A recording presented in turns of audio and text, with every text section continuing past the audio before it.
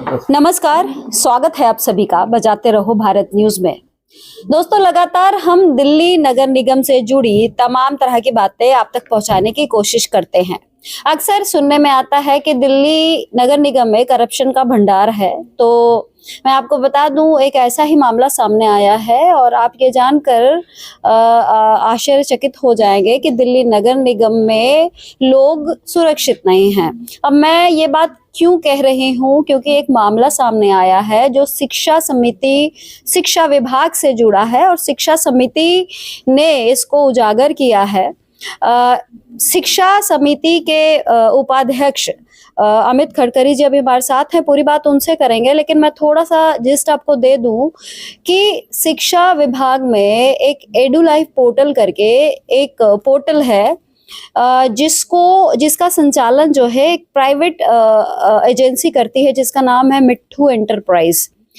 अब खड़करी जी कह रहे हैं कि ये जो काम मिट्ठू एंटरप्राइज, जो कि एक निजी संस्था है, इसको काम जो सौंपा गया है इसको लेकर कोई सरकारी तौर तरीका अपनाया नहीं गया है। मतलब बिना किसी के अप्रूवल से, खास करके कमिश्नर हो या जो भी संबंधित विभाग है उनसे ना कोई अप्रूवल लिया गया और इस मिट्ठू एंटरप्राइज को ये काम सौंप दिया गया।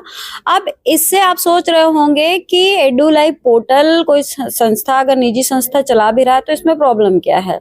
प्रॉब्लम ये है कि इस मिट्ठू एंटरप्राइज ने दिल्ली नगर निगम के तहत जितने भी स्कूल्स हैं उनमें जितने भी शिक्षक काम करते हैं, जितने भी बच्चे पढ़ने आते हैं, उनके माता पिता, सबकी डिटेल्स इसके पास है। ये बात मैं नहीं कह रही हूँ, ये एक ऑडिट रिपोर्ट आई है, उसमें सब कुछ है। और सीधे सीधे एक बहुत ही बड़े कांड का ये खुलासा हो रहा है कि किस तरीके से दिल्ली नगर निगम में बिना अप्रूवल के सब काम हो रहा है। अब इसमें थोड़ा डिटेलिंग में हम बात करते हैं। अमित जी, आपका स्वागत करूंगी। ये बताइए कि थोड़ा सा मेरे दर्शकों को समझाइए कि ये जो प्रोसेस मैंने बताया और ये जो मैं बात बता रही हूँ कि एक सरकारी काम एक निजी संस्थान को दे दिया गया बगैर अप्रूवल के, इसका किस तरीके से लोग खामियाजा भुगत सकते हैं, खास करके शिक्षक हुए, बच्चों के माँ बाप। इसको आप थोड़ा सा समझाइए। श्रावणी जी, जब शिक्षा समिति बनी लगभग 3-4 महीने पहले, तो विद्यालयों में विजिट करना शुरू किया, टीचर से बात करनी शुरू की, तो हर जगह से एक ऑब्जेक्शन आ रहा था कि सर हमारा डाटा है ना, जो इवन हमारे स्पाउस का डाटा भी ये एडू लाइफ पोर्टल जो डिपार्टमेंट का है वो ले रहा है। और उससे कई बार हमें टेलीकॉलिंग के फोन आते हैं, तो सर हमारा डाटा कहीं विभाग द्वारा लीक तो नहीं किया जा रहा है। तो मुझे भी बड़ी आश्चर्यजनक बात लगी, क्योंकि जिस प्रकार का डाटा, उनके स्पाउस के फोन नंबर्स, उनके आधार कार्ड, उनके पैन कार्ड, उनकी बैंक डिटेल्स, उनका कब उन्होंने सीटेट क्लियर किया, कब उन्होंने एग्जाम क्लियर किया, उस एग्जाम में रोल नंबर क्या था और किस पैनल में उनको भेजा गया, मतलब मेरे लिए भी सरप्राइजिंग था। आमतौर पे सरकारी डिपार्टमेंट अपने कर्मचारियों को इस प्रकार का डाटा नहीं मांगते हैं किसी पोर्टल पे डालने के लिए, और डाटा होता है तो उनकी पर्सनल फाइल में होता है जो गोपनीय होती है। तो मैंने जब एजुकेशन डिपार्टमेंट से, शिक्षा विभाग से पूछा, तो उन्होंने कहा कि इस प्रकार का कोई नोटिफिकेशन हमारा नहीं है। और उन्होंने, कई अधिकारियों ने दबी जबान में कहा कि एडू लाइफ पोर्टल हमारा है ही नहीं, क्योंकि बार बार मांगने पर भी कोई दस्तावेज एडू लाइफ पोर्टल को बनाने के लिए, कोई आदेश, कोई कमिश्नर का आदेश, कोई सदन का आदेश, कोई शिक्षा विभाग का आदेश हम लोगों को मिला नहीं। तो फिर और गहराई से जांच की तो एक ऑडिट रिपोर्ट हमारे सामने आई सन 2023-24 की। मतलब आप ये कहना चाहते हैं, मैं ऑडिट रिपोर्ट पे भी आऊंगी, आप ये कहना चाहते हैं कि सरकारी काम हमेशा एक सरकारी तौर तरीके से किया जाता है, जैसे बाकायदा टेंडर्स निकाले जाते हैं और उसके बाद उसका एक जो प्रोसेस है उसको फॉलो किया जाता है। ये सब कुछ नहीं फॉलो किया गया है और सीधे सीधे जो है ये काम किसी निजी व्यक्ति को दे दिया गया, ये आप कहना चाह रहे हैं? देखिए, एमसीडी की जैसे वेबसाइट है, तो एमसीडी का आईटी डिपार्टमेंट उसको चला रहा है जी। इस एडू लाइफ पोर्टल की ना तो जानकारी एमसीडी के आईटी डिपार्टमेंट को है, ना किसी प्रकार की इससे कोई अप्रूवल ली गई है। इतनी बड़ी 8 लाख बच्चों का डाटा, 1500 विद्यालयों का डाटा, लगभग 20,000 टीचर्स का डाटा डेली मैनेज करते हैं ये लोग।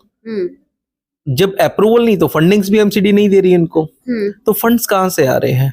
किसका इतना इंटरेस्ट है कि इतने सारे डाटा को एक साथ वो मोनेटाइज कर, इसको इकट्ठा कर रहा है, इसको सारा मैनेज कर रहा है, उसके पर्सनल इंटरेस्ट क्या है, कौन कर रहा है। और सबसे बड़ी बात, मॉनेटरी बेनिफिट्स मुझे लगता है कहीं ना कहीं लिए जा रहे होंगे, क्योंकि किसी एक टीचर का या किसी एक व्यक्ति का अपने इंटरेस्ट के बिना, या तो उसको CSR मिल रहा हो, वो भी नहीं है, तो वो क्यों कर रहा है। और सबसे बड़ी बात, इतनी निजी जान, आजकल तो डाटा का ही खेल है। क्या बात कर रहे हैं अमित जी, ये डाटा के लिए न जाने कितनी लड़ाइयां हो जाती हैं, झगड़े हो जाते हैं, क्योंकि जब चुनाव होता है, चुनाव में ये डाटाज ही तो काम आते हैं। तो ये तो आप मतलब मेरे दर्शक अगर समझना चाहें तो मैं सरल शब्दों में आपको बताऊं कि ये जिस डेटा की मैं बात कर रही हूं, और ये एडुलाइफ पोर्टल जो निजी कंपनी के द्वारा जो संचालित किया जा रहा है, वो अपनी तरफ से शिक्षकों का, बच्चों का, जो विद्यार्थी पढ़ रहे हैं उनके माँ बाप का सबकी डिटेल ले रहा है, सारे प्राइवेट डिटेल जैसे अमूमन हम देते हैं। आप अपने फोन नंबर्स देते हैं, आप आधार कार्ड नंबर देते हैं, आप पैन कार्ड नंबर देते हैं। ये ऐसे डिटेल्स हैं जो अमूमन इसको संभाल के रखा जाता है, और जब चुनाव होता है तो उसको इस्तेमाल किया जाता है प्रोफेशनली, और एक एक डाटाज की बोली लगती है। तो आप समझ रहे होंगे कि इस डेटा को अब किस तरीके से एक प्राइवेट एंटरप्राइज जो है वो ले रहा है, और तब ले रहा है जब इसने ना तो कमिश्नर से कोई अप्रूवल लिया है, या जो मैंने आपको बताया कि सरकारी तौर तरीका है कि आप टेंडर निकालें, ऐसा कुछ हुआ है। ये सारे आरोप लग रहे हैं। और आप आरोप किस बिना पे लग रहे हैं, ये जो मेरे सामने ये कॉपी रखी हुई है, इसमें जो रिपोर्ट आई है, ऑडिट रिपोर्ट, उसमें सारा चीज दिया है। क्या कुछ है इसमें, ये थोड़ा बताइए। देखिए, MCD की एक्सटर्नल ऑडिट रिपोर्ट है 2023-24 की। ये रिपोर्ट कहती है कि किसी भी प्रकार से बिना अप्रूवल के, क्योंकि ये जो एडुलाइफ पोर्टल है सरकारी कोई पोर्टल नहीं है, एक तो MCD का लोगो यूज कर रहा है। सबसे बड़ी जो हास्यास्पद बात है, जो बड़ी गंभीर बात है, MCD का लोगो यूज कर रहा है, उस MCD का, जिस MCD का इस पर कोई अधिकार नहीं है। अच्छा, उस पोर्टल पे क्या क्या चीजें देखी जाती है? यदि कमिश्नर भी उस पे कुछ बदलाव करना चाहे, MCD कमिश्नर भी, मेयर भी, तो नहीं कर सकते विदाउट उस कंपनी की से बातचीत की, उनको रिक्वेस्ट करना पड़ेगा। बट ऑब्वियस है, अगर मेरा कोई चैनल है तो मैं ही उसको ऑपरेट कर रही हूँ, मैं ही एडमिन हूँ। मैं हास्यास्पद, MCD का कोई अधिकार ही नहीं है, और वो MCD का लोगो यूज करके MCD के कई लाख बच्चों का डाटा ले रहे हैं। और हर साल 1.5-2 लाख लोगों का डाटा बढ़ जाता है, क्योंकि हर साल नए बच्चे एडमिशन ले रहे हैं। तो 22, 23, 24, 24, 25 में लगातार डाटा बढ़ रहा है उनका। जी। तो कैसे बिना अप्रूवल के, अब मान लो कोई पुरुष टीचर है और उसकी पत्नी का फोन नंबर तक उसमें मांगे जा रहे हैं। मेरे को कई बार चीजें ध्यान में कहाँ आई, जैसे अभी पीछे इन्होंने CTET की डिटेल मांगी एडुलाइफ पोर्टल पे, टीचर्स की अनऑफिशियली मांगी गई, ग्रुप्स में डाल के, जो सरकारी ग्रुप बने हुए हैं, जो डिपार्टमेंट के जोनल ग्रुप्स बने हुए हैं, उनमें अनऑफिशियली भेजा गया संदेश की CTET की जानकारी अपलोड कीजिए। हास्यास्पद ये था, जो चौकीदार हैं, जो नर्सरी आए हैं, उनकी भी CTET की डिटेल मांग ली गई है। अब उन्होंने कौन सा CTET पास किया है? तो मैंने इस गंभीर विषय का ध्यान दिलाया अपने डायरेक्टर साहब को भी, तो उन्होंने फिर वो कुछ पॉइंट हटवाए, तो लेकिन उनको हटवाने के लिए उस संबंधित व्यक्ति को कहना पड़ा। इसका मतलब MCD स्वयं से इन पॉइंट्स को मतलब हटा, MCD का कोई कंट्रोल ही नहीं है। ये साफ साफ ही रिपोर्ट कहती है, इसका रूल नंबर 72 जो है वो कहता है कि ये एक ब्रीच ऑफ लॉफुल कॉन्ट्रैक्ट है, मैं कानूनी भाषा में कहूं, और ये कानूनन अपराध है जो हो रहा है MCD में। इसकी सजा 3 साल तक की है, 5 लाख तक का जुर्माना है। MCD की खुद की एक्सटर्नल ऑडिट रिपोर्ट कह रही है, 23-24 की ऑडिट रिपोर्ट है ना, मतलब लगभग साल भर हो चुका है, लेकिन इस पर ना तो कोई संज्ञान लिया गया है, ना आयुक्त के द्वारा, और ना ही जो संबंधित विभाग है, और अभी भी पोर्टल चल रहा है, पूरी तरह से गैरकानूनी रूप से चल रहा है।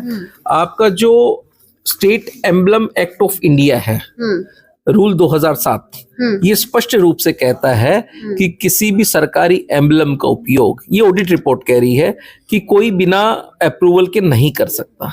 ये बहुत सारी चीज है। देखिए, एम्बलम तो अगर इसको साइड में रख दिया जाए तो आप कमर्शियली आप लोगों के डेटाज मांग रहे हैं। आप कैसे मांग सकते हैं? आप ऑथराइज नहीं है तो कैसे मांग सकते हैं? सबसे पहले तो ये सवाल उठता है। ये एम्बलम वगैरह तो है ही, एक दूसरी कड़ी तो आपने पकड़ी ही, लेकिन आप ये बताइए कि आपने एक चिट्ठी लिखी है, महापौर के नाम लिखी है, कमिश्नर के नाम लिखी है, डायरेक्टर विजिलेंस के नाम लिखी है, उसमें आपने 15 दिन के भीतर एक कमेटी गठित करने की बात करी है और 15 दिन के भीतर आपने कहा है उसकी रिपोर्ट दी जाए। तो उसमें आपने क्या कुछ दिया? क्योंकि मैं थोड़ा पढ़ पा रही थी, आपने कहा है कि शायद जो दिल्ली सरकार में ऑलरेडी जो एक पोर्टल चल रहा है एडुडेल करके, जो कि बिल्कुल उसकी जीरोक्स कॉपी है ये एडुलाइफ, तो उसको क्यों, एडुलाइफ को, एक प्राइवेट एजेंसी को क्यों इतना हक दिया जाए कि उससे बेहतर है दिल्ली सरकार के एडुडेल को इस्तेमाल करें? मैं दो चीजें कह रहा हूँ कि एक तो पोर्टल एडुडेल चल रहा है हमारा, जो दिल्ली सरकार का पोर्टल है, पूरी तरह से एनआईसी पे सरकारी पोर्टल है, और उसमें लगभग वही जानकारियां फीड करनी पड़ती टीचर्स को जो एडुलाइफ में भर रहे हैं। That is not run by private agency. वो सरकारी है। जो एडुडेल है वो सरकारी पोर्टल है, दिल्ली सरकार का पोर्टल है, एनआईसी पे है, और ये जो है वो पूरी तरह निजी हाथों में है और उस पे किसी प्रकार का सिक्योरिटी नहीं है। ये ऑडिट रिपोर्ट्स में भी बार बार कहा जा रहा है। अब टीचर्स के लिए दोहरे मार हो गई है, वो एडुडेल पे सारी जानकारी भरती है, फिर एडुलाइफ पे भरते हैं। लेकिन एमसीडी जो सरकारी रूप से मानता है डाटा को, और दिल्ली सरकार या केंद्र सरकार मिड डे मील के लिए, अन्य चीजों के लिए, वो एडुडेल को मानता है। एक सवाल जो मेरे मन में आ रहा है अमित जी, ये बताइए कि जब डिटेल्स मांगे जाते हैं शिक्षकों से या बच्चों से, उनके अभिभावकों से, तो ये क्या कोई सरकारी ऑर्डर पास होता है? यही बड़ा, और अगर सरकारी ऑर्डर पास नहीं होता है तो अभी तक शिक्षकों ने इसका विरोध क्यों नहीं किया है? क्यों दे रहे हैं डिटेल अपनी? यही बड़ा खेल है। कोई ऑफिशियल सर्कुलर ना निकाल कर, जो ऑफिशियल व्हाट्सएप ग्रुप जोन्स के या अपवार्ड के या टीचर्स के बने हुए हैं, उसमें हमारे अधिकारियों द्वारा ऊपर के प्रेशर से, सिविक सेंटर के हेडक्वार्टर के प्रेशर से टीचरों को बाध्य किया जाता है कि वो अपनी निजी जानकारियां डालें। और आज तक भी कोई ऑफिशियल सर्कुलर इसका एक भी नहीं निकला है। डिपार्टमेंट इन्वॉल्व है, आप कहना चाहते हैं? बिल्कुल, पूरी तरह से। अब किसके दबाव में इन्वॉल्व है, किसके दबाव में सारा खेल हो रहा है, ये जांच का विषय। इसलिए मैंने कमिश्नर को, विजिलेंस को और मेयर साहब को पत्र लिखा है। कब लिखी आपने चिट्ठी? ये 3 दिन हो गए और 14 तारीख को हम लोगों ने रिसीव कराया था। उससे पहले शिक्षा समिति की बैठक में भी इस विषय को उठा चुका हूँ, लेकिन जब कोई परिणाम नहीं निकले वहां से, तो विजिलेंस डायरेक्टर को, मेयर साहब को और कमिश्नर साहब को ये पत्र लिखकर इस पे जांच की जाए, विजिलेंस जांच बैठाई जाए और दोषियों पर कार्रवाई की जाए, और जो कानूनी सजा बनती है, वो कानूनी सजा का जो प्रावधान इस ऑडिट रिपोर्ट में है, उसके खिलाफ कानूनी कार्रवाई की जाए। चलिए, तो एक बहुत बड़ा फर्जीवाड़ा ही कहेंगे जो सामने आया है, जिसमें साफ तौर पर अगर किसी की जवाबदेही बनती है, जो मैं समझती हूँ वो है डिपार्टमेंट की, शिक्षा विभाग की, और साथ ही अगर कमिश्नर साहब, कमिश्नर अश्विनी कुमार की नॉलेज में अगर ये विषय है तो उनकी भी जवाबदेही बनती है कि आखिर ये इतना बड़ा काम कैसे हो रहा है, कैसे एक निजी एजेंसी को लोगों के डेटाज कलेक्ट करने की अनुमति दी जा रही है। और ऊपर से जिस दबाव की बात कर रहे हैं खड़खड़ी जी ने, जो कहा कि डिपार्टमेंट की तरफ से शिक्षकों को अनऑफिशियली दबाव दिया जाता है कि आपको करना पड़ेगा, तो ये सारी चीजें किस तरीके से चल रही है, इसके ऊपर क्या कुछ जवाब देते हैं? क्योंकि 3 दिन ऑलरेडी हो चुका है चिट्ठी भेजे हुए, अभी तक कोई जवाब नहीं मिला है उनकी तरफ से, तो देखते हैं क्या कुछ जवाब आता है। लेकिन सबसे बड़ा सवाल अभी भी यही उठ रहा है कि आखिर इस तरह की चीजें दिल्ली नगर निगम में कैसे चल रही है, कमिश्नर के नाक के नीचे, डायरेक्टर विजिलेंस के नाक के नीचे, महापौर के नाक के नीचे, आखिर ये सब फर्जीवाड़ा कैसे चल रहा है? आपका क्या कुछ कहना है, आप भी जरूर बताइएगा। फिलहाल मुझे और अमित जी को दीजिए इजाजत। नमस्कार।